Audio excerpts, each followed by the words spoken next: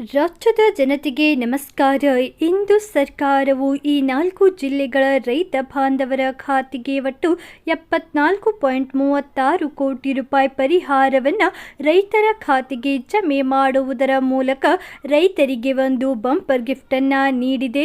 ಹೌದು, ಹಾಗಾದರೆ ಯಾವ ಜಿಲ್ಲೆಗಳಿಗೆ ಪರಿಹಾರ ಬಿಡುಗಡೆಯಾಗಿದೆ, ಎಷ್ಟು ಪರಿಹಾರ ರೈತರ ಖಾತೆಗೆ ಜಮೆಯಾಗುತ್ತದೆ, ಯಾವಾಗ ರೈತರ ಖಾತೆಗೆ ಪರಿಹಾರ ಜಮೆಯಾಗುತ್ತದೆ ಎಂಬುದರ ಸಂಪೂರ್ಣ ವಿವರವನ್ನು ಈ ಒಂದು ವಿಡಿಯೋ ಮುಖಾಂತರ ತಿಳಿಯೋಣ ಬನ್ನಿ.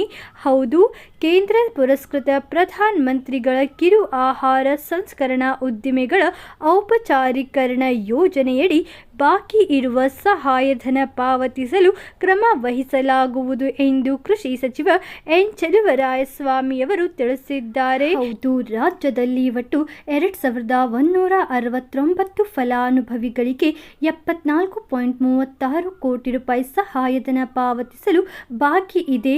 ಕೇಂದ್ರ ಮತ್ತು ರಾಜ್ಯ ಸರ್ಕಾರಗಳ ಪಾಲು ಸೇರಿ ಒಟ್ಟು 62.50 ಕೋಟಿ ರೂಪಾಯಿಗಳ ಕೆಪೆಕ್ ಸಂಸ್ಥೆಗೆ ಬಿಡುಗಡೆ ಮಾಡಿದ್ದು, ಈ ಮೂಲಕ ಫಲಾನುಭವಿಗಳ ಖಾತೆಗೆ ಪರಿಹಾರವನ್ನು ವರ್ಗಾವಣೆ ಮಾಡಲಾಗುವುದೆಂದು ಮಾಹಿತಿ ನೀಡಲಾಗಿದೆ.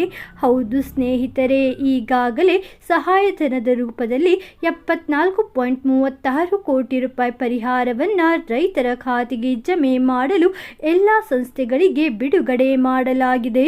ಅದರಂತೆ ಮಂಡ್ಯ ಜಿಲ್ಲೆಯಲ್ಲಿ 59 ಫಲಾನುಭವಿಗಳಿಗೆ 470.62 ಲಕ್ಷ ರೂಪಾಯಿ, ಮೈಸೂರು ಜಿಲ್ಲೆಯ ಒಟ್ಟು 34 ಫಲಾನುಭವಿಗಳಿಗೆ 192.77 ಲಕ್ಷ, ಹಾಸನ ಜಿಲ್ಲೆಯ 87 ರೈತರಿಗೆ 286.94 ಲಕ್ಷ ರೂಪಾಯಿ, ಚಾಮರಾಜನಗರ ಜಿಲ್ಲೆಯ 8 ರೈತ ಫಲಾನುಭವಿಗಳಿಗೆ 30.91 ಲಕ್ಷ ರೂಪಾಯಿ ಸಹಾಯಧನ ಪಾವತಿಸಲು ಬಾಕಿ ಇದೆ ಎಂದು ಇದೇ ವೇಳೆ ಸಚಿವರು ತಿಳಿಸಿದ್ದಾರೆ. ಅದರಂತೆ ಎಲ್ಲ ರೈತರ ಖಾತೆಗೂ ಕೂಡ PMFME ಯೋಜನೆಯಡಿ ಈ ಒಂದು ಪರಿಹಾರದ ಧನವನ್ನು ಎಲ್ಲ ರೈತರ ಖಾತೆಗೆ ಜಮೆ ಮಾಡಲಾಗುತ್ತದೆ.